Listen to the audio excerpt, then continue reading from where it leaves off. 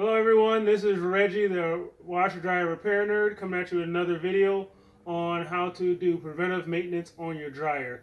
So we've got 3 volunteers here. They look a little rough, but we're going to refurbish them, sand them down and paint them and everything. But this video is just for your personal dryer and how to do preventive maintenance on your dryer and save a lot of money. So we're featuring Whirlpool products. And the Whirlpool family has got a million names. This one is a Whirlpool dryer. This is a Roper, and this is a Kenmore. And basically, this video is for you if your dryer has your lint trap on top. That's a good way of identifying Whirlpool Kenmore products. They're the only ones that have the lint trap on top. So the first thing we're going to do is get you a Phillips head screwdriver, and you're going to. It's already been done, but the screws here. You want to remove those 2 screws, and then we're going to get to the back of the machine. Alright guys, so now we're in the back of your dryer. Your Whirlpool dryer will look like one of these 3, all identical. You have super capacity, which it kind of protrudes out the back, and you have extra large capacity, which is kind of flat. But they're all, as you can see, are the same. So what we're going to do is install a dryer tune-up kit, which will be a link on the bottom of this page that links to where you can buy your own. And this is a great product. You're saving a lot of money because you're not hiring a repair guy.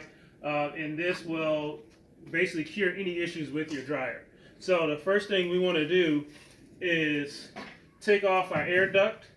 And basically your heat comes in through the drum and blows out. And this will be where your fan is.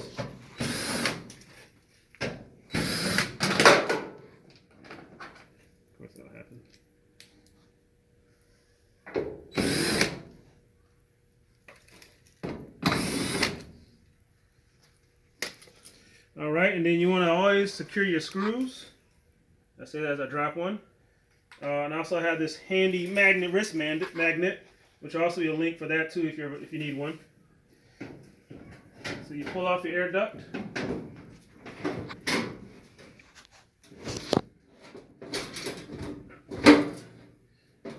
One important step, you want to take your lint trap out. That's why that's giving me a hard time. Take out your lint trap. And a good maintenance for that is to wash it with soap and water and a scrub brush. And also, just a general use, you want to clean it after every load. So this hasn't been checked yet. So there you go. So it's not too bad. Typically, the symptom of this being bad is if it takes 2 or 3 loads to dry your clothes, or you have clogged up air ducts. This whole thing will be filled up. And basically what happens is the heat and moisture stays inside the dryer, so that's why it takes much longer to take out.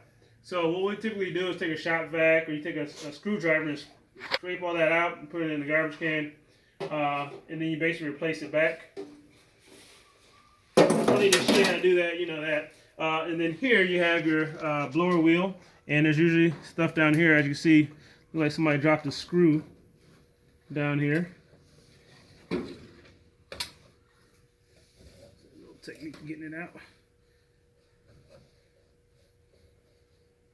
Alright, so, and that's how you take that screw out. And so let me show you what all your fuses are. Now the fuse on this is already taken off, so let's go to this dryer behind me. Let me identify where everything is. This is your heating element. This will be your high limit cutoff fuse. And this will be your thermostat. So what basically happens is basically heating element, we all know what that is. That's where all your heat comes out at. Your thermostat basically regulates the heat. So it monitors the temperature of the dryer, of the heating element, and turns it off when it gets to a certain high temperature, and turns it off, and keeps it at a range. And then this is your fire preventer here. This is your high limit fuse.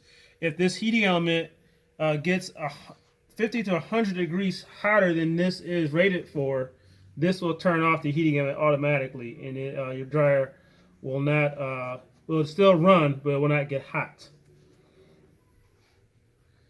So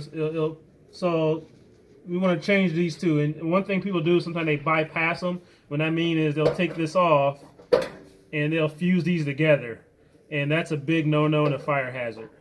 because basically when this fuse here fails, because this is designed to turn off the heating element at a certain temperature, and if it doesn't do that, this is your backup. So with this tune-up kit, we want to put these, we want to renew these fuses. The kit comes with the element, comes with these 2 fuses, and you have these 2 fuses here. These basically don't really go bad, but when this fuse goes out, the dryer will not be able to be turned on. And how this is triggered is, you see your air ducts here, and this is a very dirty air duct. But when your air duct's here, if for some reason your air duct behind your dryer is pinched, or you have a bird nest, or something's keeping the heat in, at a certain temperature, this is triggered. It is not resettable. You'll have to get a new one. But the symptom of that going bad is your dryer will not turn back on. Okay, so let's go ahead and install our dryer tune-up kit. I'm going to walk you through this just for time's sake. I don't want to make a long video.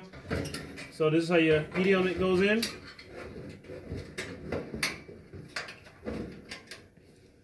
Screw. Your high limit fuse goes up here. Screw there.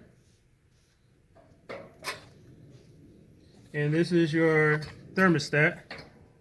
And you'll have that wire goes there. This wire goes here. And the kit comes with a jumper wire that goes here, in which this plugs into. So all the instructions are in the kit.